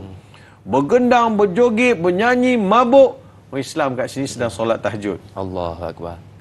Sedang solat tahajud, mohon dengan Allah. Bulan puasa pula tu. Allahu Akbar. Jadi nampak tak betapa hebatnya kaum muslimin, walaupun sedikit, tapi nak beritahu juga bahawa wanita tidak terkecuali dalam apa jua gerak kerja Nabi Muhammad SAW ataupun strategi-strategi peperangan Nabi Muhammad. Perempuan mesti ada dalam tu. Baik, kita ada seorang pemanggil di talian. Assalamualaikum, siapa di sana? Waalaikumsalam warahmatullahi wabarakatuh. Dai Hakim dan juga Datuk Dr. Muhammad Farid Rawi Abdullah. Saya Umar Abdul Majid dari Felda Cini Timur 3, Pekan Pahang. Assalamualaikum Datuk dan Dai. Waalaikumsalam warahmatullahi wabarakatuh. Soalan saya begini Datuk ya. Datuk, kita sedia maklum perang Badar, kita berperang, kita punya tentera tak ramai, musuh ramai. Yang keduanya, kita berperang dalam bulan puasa, yang dalam kita pun faham macam mana kita berpuasa. Jadi soalan saya Datuk, apakah sebenarnya penorong semangat tentera Islam? Adakah mereka dah tahu bahawa Allah akan membantu melalui malaikat ini, ataupun bagaimana sebenarnya penorong semangat daripada Nabi itu sendiri? Tapi Nabi kita pun berdoa tak banyak pada hari itu, buat kata doktor tadi, ini buat kata Datuk tadi. Jadi apakah sebenarnya penorong semangat mereka, atau apakah mereka dah tahu malaikat akan bantu mereka, Allah akan bantu mereka, ataupun daripada mana sumber lain yang boleh mendorong semangat mereka itu? Itu saja. Senyum nampak gigi, ada rezeki kita jumpa lagi. Terima kasih banyak. Assalamualaikum. Waalaikumsalam warahmatullahi wabarakatuh. Itu kita nak dengar tu. Yang di hujung tu penting. Baik Datuk, PS, pendorong semangat. Pendorong semangat. Silakan Datuk. Terima kasih kepada Haji Umar Abdul Majid atas soalan tadi. Apakah yang menjadikan mereka kuat? Apakah menjadikan mereka jitu, padu iman mereka? Kerana mereka yakin kepada Nabi Muhammad sallallahu alaihi wasallam. Cuba kita bayangkan, bila Nabi datang bawa dakwah ke Mekah. Ramai di Mekah mengingkari dakwah Nabi Muhammad SAW. Hanya sedikit yang beriman kepada Nabi Muhammad SAW. Orang mempertikaikan Nabi Muhammad. Muhammad, kau ni budak kampung, kau ni tak siamat. Jadi macam-macam orang sebut. Anak yatim lah, apa semua sebut untuk menjatuhkan kredibiliti dan juga untuk memperlihatkan tak layak pun Muhammad jadi Rasul. Tapi dalam masa itu, ada kumpulan yang ikut Nabi Muhammad SAW. Ada kumpulan yang beriman pada Nabi Muhammad SAW. Mereka inilah Allah Subhanahu Wa Taala ulang-ulang sanjung dalam Quran. Minal mu'minina, daripada kalangan orang beriman, dari kalangan Ansar, dari kalangan Muhajirin yang awal-awal beriman. Luar biasa, okay? Luar biasa. Orang yang terima kita di masa kita ni tak ada apa-apa, dengan orang yang terima kita lepas kita ada kuasa dan pangkat jawatan. Lain kan? Lain. Dunia beza. Kau ada jawatan, ramai lah yang berpusing-pusing datang apa kan. Datang bawa itu, datang bawa ini, cuma tak ada jawatan. Jalanlah seseorang. Ya, manusia macam tu. Dia macam bila ada jawatan, ada pangkat, ada kedudukan dan tanda tangan dan juga cop you laku, masa tu seperti semut menggonggong gula lah. Lepas tu tak ada. Ini fitrah. Ini lumrah manusia. Nabi Muhammad SAW tidak memperjuangkan untuk isi perut baginda semata-mata, kan? Bukan untuk isi perut, untuk jawatan, untuk pangkat. Sedangkan Mekah dah offer lama kat Nabi Muhammad SAW. Bagi tahu dekat Abi Talib. Pembesar-pembesar Quraisy datang jumpa, bagi tahu Abi Talib. Abi Talib, boleh bagi tahu tak kat anak saudara kau ni suruh berhenti buat kerja dakwah ni. Berhenti ngajak-ajak orang pada agama dia ni. Dia nak apa sebenarnya? Dia nak kunci Kaabah, kita boleh bagi. Bila pegang kunci Kaabah tu kira hebat lah. Besar tu, pegang kunci Kaabah. Atau dia nak jadi ketua, kita boleh lantik. Dia nak harta, dia nak emas perak, kita boleh kumpulkan. Atau dia nak kahwin dengan perempuan yang paling cantik di Mekah, kita boleh nikahkan. No issue. Tapi dengan syarat, suruh Muhammad tinggalkan buat kerja dakwah. Datang bila Nabi Muhammad datang ke rumah Abi Talib, Abi Talib memanggil, wahai anak saudaraku, begini, pembesar Quraisy sebut. Kau nak apa bagi tahu? Tapi dengan syarat kau tinggal kerja dakwah. Apa Nabi Muhammad sebut? Kalau mereka letakkan mata di tangan kanan, bulan di tangan kiri, dan menyuruh aku meninggalkan kerja dakwah ni, aku tak akan tinggalkan. Masya Allah. Manusia boleh offer macam-macam. You nak offer apa? Mercedes. You nak offer sebenarnya apa? Jawatan, pangkat, wang ringgit, banglo. You nak offer apa? Tapi ini bulan dan bintang. Kalau tak bulan dan bintang pun aku takkan tinggalkan. Boleh tak bawa bulan bintang? Matahari letak tangan kanan dan bulan tangan kiri. Boleh tak bawa? Mustahil kan? Kalau itu mustahil, dan mustahil lah bagi aku tinggalkan kerja dakwah. Dan masa itulah orang ikut Nabi Muhammad SAW. Yang sedikit itu. Dan pergi ke Mekah pun bukan semua beriman. Masih lagi sedikit. Kena pula Nabi Muhammad SAW berhadapan dengan golongan munafikin di Madinah. Dengan Abdullah bin Ubay bin Salul. Dan kuncu-kuncu dia. Inilah kumpulan yang awal-awal beriman pada Nabi Muhammad SAW. Yang mereka dipuji oleh Allah Subhanahu Wa Taala. Allah angkat mereka. Dan mati mereka ini di awal-awal tu, Masya Allah. Masya Allah, hebat. Hebatnya iman mereka, Haji Omar. Hebatnya mereka di sisi Allah Subhanahu Wa Taala. Kerana mereka melihat risalah itu dengan mata hati, bukan kerana kepentingan-kepentingan tertentu. Kalau munafikin di Madinah itu ikut Nabi Muhammad sebab mereka kata Muhammad ni kalau tak ikut kita kena bencana. Kita akan terkebelakang atau kita akan diusir. Jadi dengan demikian mereka berpura-pura beriman. Ini bukan pura-pura beriman. Ini apa jadi pun mereka tidak akan goyang. Masya Allah. Baik, sedang penonton, anda sedang bersedih, anda sedang berduka, anda sedang jatuh, maka bacalah kisah dari Perang Badar, insya-Allah anda akan kembali ceria. Baik, kita nak berehat seketika, jangan ke mana-mana, teruskan bersama dengan kami selepas ini di TV9. Tanyalah Ustaz, biar tahu, jangan keliru.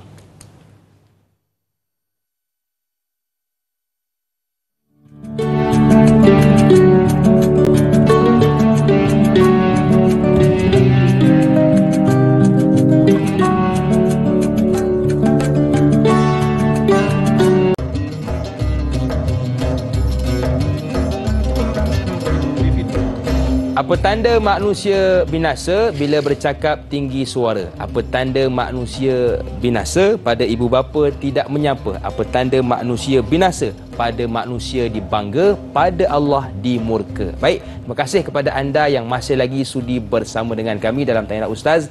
Biar tahu, jangan keliru. Masih lagi kita sedang membicarakan topik iktibar Perang Badar. Baik, saya nak mulakan perbincangan kita di blog ini dengan satu ayat dari surah Al-Anfal ayat yang ke-9, iaitu Allah berfirman, Bismillahirrahmanirrahim, إِذْ تَسْتَغِيثُونَ رَبَّكُمْ فَاسْتَجَابَ لَكُمْ أَنِّي مُمِدُّكُمْ بِأَلْفٍ مِّنَ الْمَلَائِكَةِ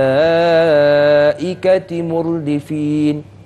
Ingatlah ketika kamu memohon pertolongan kepada Tuhan kamu, lalu ia perkenankan permohonan kamu dengan firman-Nya, sesungguhnya aku akan membantu kamu dengan 1000 bala tentera dari malaikat yang datang berturut-turut. Jadi saya nak mengajak saudara penonton yang dirahmati Allah sekalian. Kalau kita lihat dalam suratul Anfal ayat yang ke-9 ini disebutkan oleh Allah 1000 bala tentera. Adapun dalam surah Ali Imran yang telah kita bahaskan bersama ayat 124 dan ayat 125 disebut 3000 dan 5000 bala tentera. Jadi kalau kita perhati ada 3 bilangan. Pertama 1000, kedua 3000 dan yang ketiga 5000. Persoalannya, kenapakah berbeza dari sudut bilangan? Silakan Datuk. Ya, terima kasih Hakim. Kepada para penonton yang saya kasih sekalian, alhamdulillah kita rafakkan sekali lagi rasa syukur kita kepada Allah Subhanahu Wa Taala. Kita membicarakan benda yang besar pada hari ini, iaitu mengenai peperangan Badar Kubra yang telah berlaku pada bulan Ramadan, iaitu pada 17 Ramadan, di mana tahun pertama kaum muslimin berpuasa.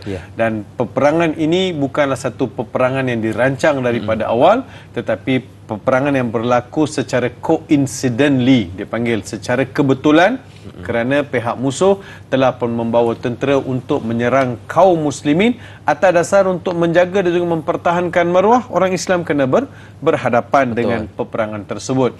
Disebabkan mereka semua adalah Islam yang baru, kebanyakan mereka yang baru masuk Islam, dan kebanyakan mereka, sebahagian mereka juga adalah yang telah berhijrah daripada Mekah ke Madinah. Dan diriwayatkan bahawa jumlah 313 orang itu jumlah besar 70% adalah orang-orang Ansar, penduduk tetap di Madinah. Maka Allah Subhanahu Wa Taala memperkenankan doa Nabi Muhammad sallallahu alaihi wasallam. Bila Nabi Muhammad berdoa, saya nak jawab pada soalan Hakim tadi, kenapa 1000, 2000 dan 1000, 3000 dan 5000? Allah Subhanahu Wa Taala, bila Nabi Muhammad sallallahu alaihi wasallam berdoa kepada Allah Subhanahu Wa Taala, doanya berbunyi, Allahumma inni anshuduka ahdaka wa wa'daka. Allahumma in tahluka Allahumma in tahluka hadhihi al-asabah min ahli al-Islam al-mu'minin al-muharibun la tu'bad fil ardi. Yang bermaksud, ya Allah, aku menagih janjimu. Aku menagih janjimu. Aku menagih janjimu, ya Allah, jika kamu binasakan kelompok ini, iaitu kaum pejuang mukmin ini, kamu tidak akan disembah lagi di atas permukaan bumi ini. Jadi Nabi Muhammad merayu balik, mohon balik kepada Allah, minta balik janji itu, minta, ya Allah, tunaikanlah janji itu, ya Allah. Ini Nabi dengan Allah Subhanahu Wa Taala untuk memakbulkan janji Nabi sallallahu alaihi wasallam, untuk makbulkan janji Allah Subhanahu Wa Taala. Allah beri kemenangan 313 orang. Jadi bagaimana Allah nak bantu mereka? Macam mana Allah bantu mereka? Allah bantu mereka dengan mengutus para malaikat lah. Allah mengutus para malaikat. Ada ayat sebut 1000 orang. Tak cukup 3000 orang. Tak cukup 5000 orang. Allah nak beritahu ambil yang paling maksimum. Ambil yang paling maksimum, iaitu 5000 orang. Jadi malaikat turun untuk bantu kaum muslimin dalam pertempuran Badar.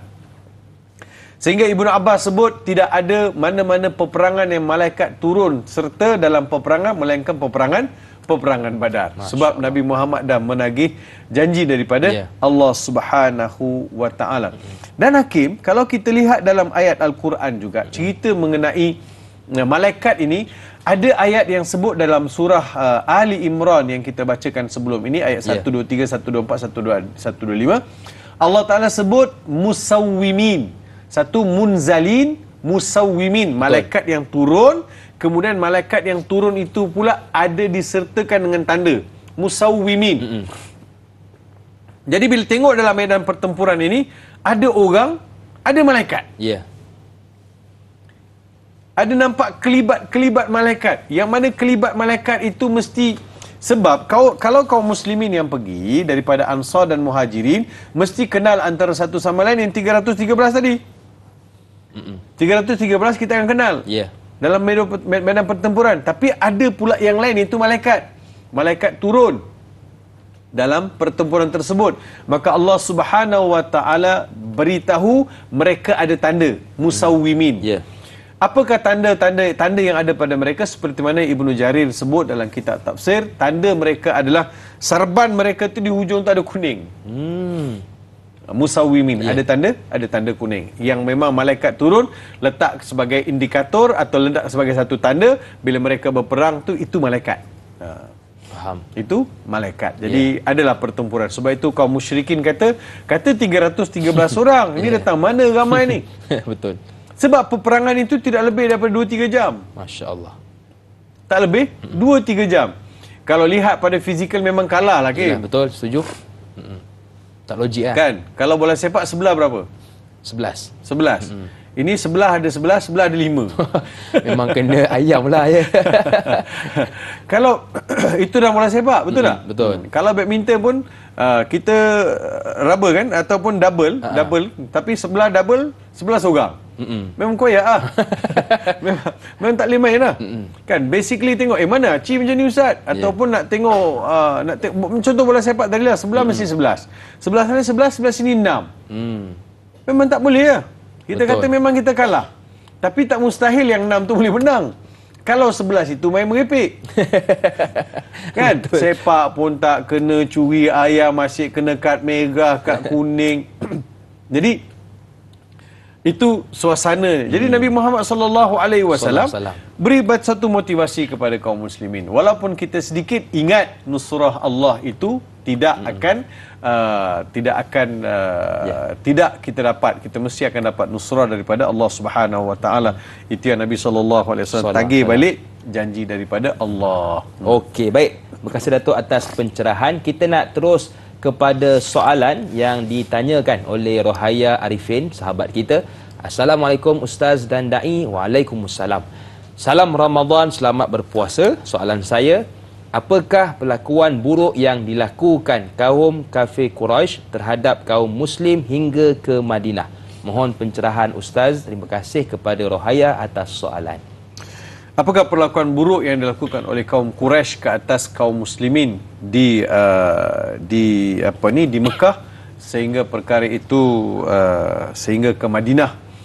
Di antara perkara-perkara yang mereka lakukan ialah merampas harta-harta mereka di Mekah dan juga mengusir sebahagian mereka dan juga memberi tekanan hidup kepada penduduk Mekah, termasuklah memutuskan sebarang hubungan urusan seharian, muamalat. Kalau orang Islam nak pergi beli barang, orang kafir Quraisy ni tak nak jual. Tidak mahu ada hubungan. Ada juga yang mengusir kalau mak ayah dia masuk Islam, mak masuk Islam, anak tak masuk Islam, so ada berumah tangga. Jadi dia jadi dipulangkan balik. Jadi tidak harmoni. Diberi tekanan yang sangat dahsyat. Yang paling mustahak ialah untuk kita faham bila harta benda orang Islam. Sebab harta benda ni hak milik saya, mana boleh ceroboh. Betul. Kan kita takkan benarkan harta benda kita diceroboh. Itu adalah kita punya barang-barang pemilikan kita itu tidak boleh sama sekali diceroboh oleh mana-mana pihak. Tapi di Mekah tidak begitu. Orang Arab di Mekah, Arab Quraisy di Mekah menceroboh harta benda orang Islam. Sehinggalah kemarahan itu menjadi satu kemarahan yang semakin mendalam. Dan tidak menjadi satu kesalahan untuk ambil balik hak kita. Betul tak? Betul. Apabila hak kita diambil, dirampas, kita boleh ambil balik hak kita. Itu yang dilakukan oleh Nabi Muhammad sallallahu alaihi wasallam sehingga berlakunya pertempuran di medan Badar tadi. Jadi bila pergi perang dapat harta rampasan. So tebuslah balik. Tapi kafilah yang dibawa oleh Abu Sufyan tak dapat ditahan lah. Sebab Abu Sufyan dia bila tahu kaum muslimin nak datang, dia tukar arah tuju kan. Elok-elok dia nak masuk ikut tol Seremban, dia pergi pusing ikut Keruk. Contoh dia ikut jalan lain atau dia ambil shortcut tempat lain. Dia ikut tepi laut, dia tak masuk kawasan, dia tak lalu tepi Madinah. Bila dia masuk tepi laut, laluan itu tepi laut bukan lagi kawasan yang akan menghampiri Madinah. Pada masa itu selamatlah kafilah yang dibawa oleh Abu Sufyan. Teringat pula kita Datuk kalau ada roadblock cari jalan lain Okey, baik, kita nak raikan seorang pemanggil di talian. Assalamualaikum, siapa di sana? Waalaikumsalam warahmatullahi wabarakatuh. Da'i Hakim dan Ustaz, pembagi Ustaz. Saya Bahar Haji Kasim, Baharudin Haji Kasim daripada Ceras, Kuala Lumpur. Okey Ustaz, kita nak tahu lagi tiba daripada perang Badar ni dulu Ustaz kan. Kalau perang dulu memanglah Nabi Muhammad ada dan minta pertolongan daripada Allah kan, walaupun bilangan kecil dan kaum kaum yang lawan Islam ni ramai kan. Tapi kalau direlatekan daripada keadaan sekarang ni Ustaz kan, kita Nabi Muhammad tak ada, tapi tiap kali kita sembahyang kita mintakan supaya rakyat awam Islam ni supaya bersatu, dapatkan saf apa semua kan. Tapi kita tak bersatu Ustaz, kita dalam keadaan huru-hara. Jadi adakah disebabkan kemewahan, kesenangan ni mereka lupa Ustaz?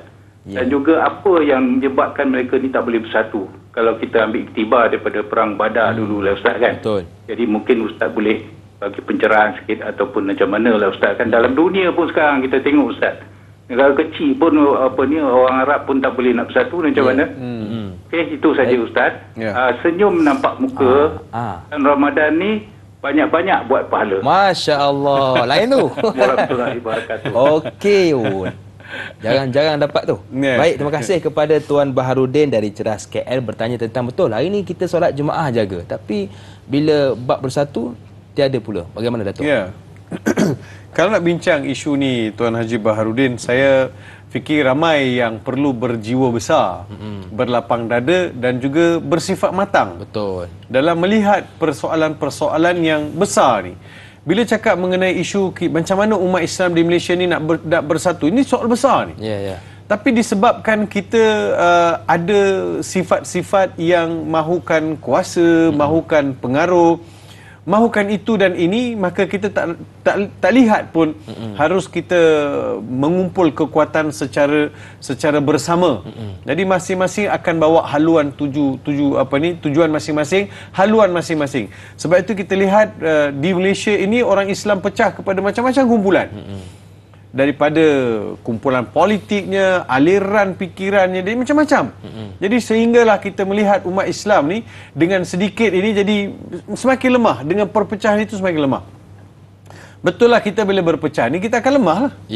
Itu memang confirm. Bila kita pecah, bila kita berpecah kepada pelbagai kumpulan, kelompok-kelompok ni, jadi kita jadi lemah. Kita tidak kuat. Kita tidak kuat. Ini adalah satu hakikat yang perlu diakui. Tapi disebabkan kita ni ada hasrat-hasrat yang tertentu, keinginan-keinginan tertentu. Aku nak berkuasa, aku nak itu, aku nak ini.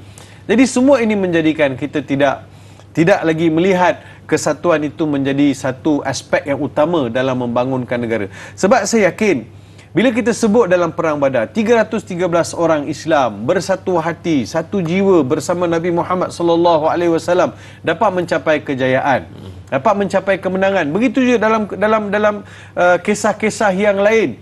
Dan Quran sendiri pun beritahu kita, wa'tasimu bihablillahi jami'an wa la tafarraqu. Hendaklah kalian berpegang teguh dengan tali Allah, jangan kalian berpecah belah. Dia wa'tasimu ini, bila berpegang teguh ini, sesama kita berpegang teguh, ini akan memelihara dan memulihara orang Islam dan juga kesatuan orang Islam, kekuatan orang Islam. Pada masa itulah kita lihat orang Islam itu kuat bila mereka bersama-sama membangunkan semua kepentingan. Tapi disebabkan kita sudah ada tujahan-tujahan tertentu, kepentingan tertentu. Jadi jadilah apa yang kita lihat pada hari ini. Dan semua kena berjiwa besar lah, kena kembali balik, duduk balik bincang, letak tepi dulu kepentingan peribadi. Kita lihat apa yang perlu kita bangunkan dalam negara yang tercinta ini. Baik Datuk, kita nak bertasbih seketika. Jangan ke mana-mana, teruskan bersama dengan kami pastinya dalam Tanyalah Ustaz, biar tahu jangan keliru.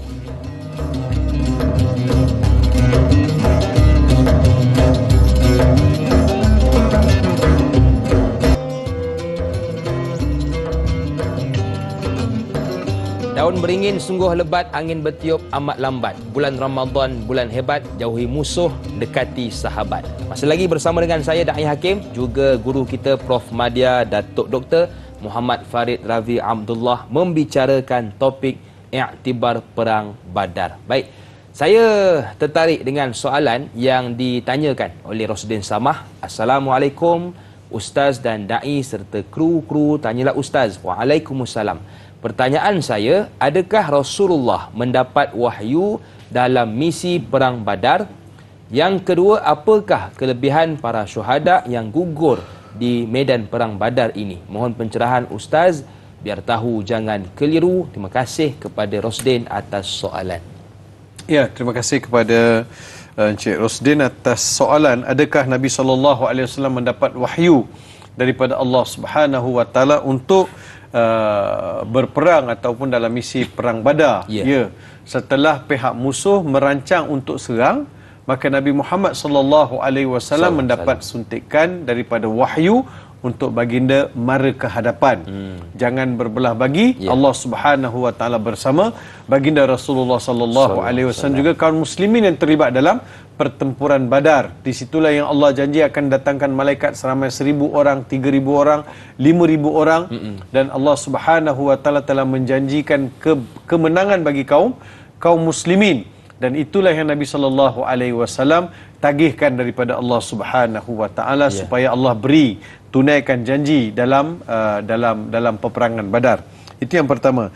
Dan apakah pula kelebihan para syuhada gugur di medan perang ini? Betul. Siapa-siapa saja yang terlibat dalam medan pertempuran, termasuklah para sahabat yang kita lihat yang 14 orang.